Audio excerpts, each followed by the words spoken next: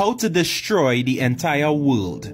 The world is made up of continents, which is made up of countries, made up of states, then cities, villages, communities, which are made up of individual homes or families. So if you want to destroy the world, you start by destroying the human family. Now, God's design of the family is God, who is the foundation and source, the father, who is the provider, protector, and disciplinarian, as well as teacher, the mother, who is the nurturer, caregiver, emotional support, and teacher, and the children, who are the offspring. The children are the future of the world. So the first step in destroying the family is to remove the most important person, God. You do this by removing God from the education system and pushing the agendas that there is no God, the Bible is outdated, science is fact, God is fiction, and whatever else nonsense people believe these days. The next step in destroying the family is the removal of the father. This step is much easier now that God is gone. You see, because godless homes produce young adults with a morally corrupt lifestyle. Slack, godless women go about giving up their womb to multiple men outside of marriage. Weak, godless men go about creating children that they have no intention of fathering. This usually results in what we call single-parent households, most of which the mother only remains and the father is excluded. Fatherless homes proliferate fatherless homes, and now you're left with an epidemic of broken family units, with no God and no father.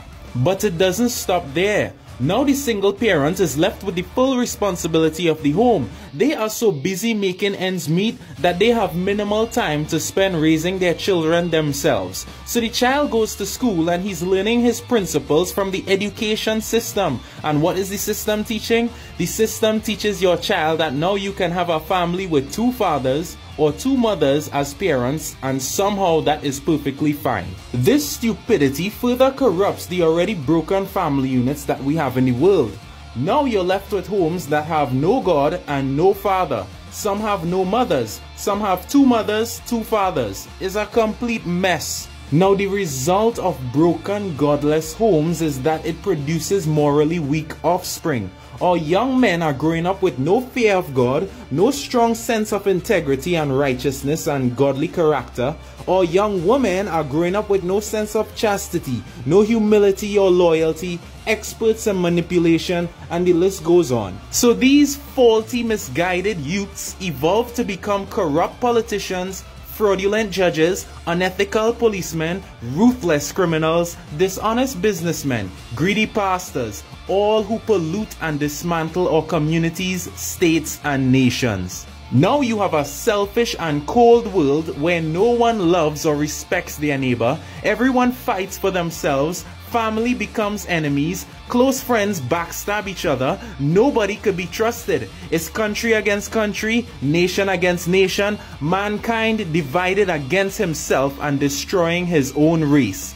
It's only a matter of time before a world like this collapses and self-destructs. And it all begins with the removal of the most important member of the family, God.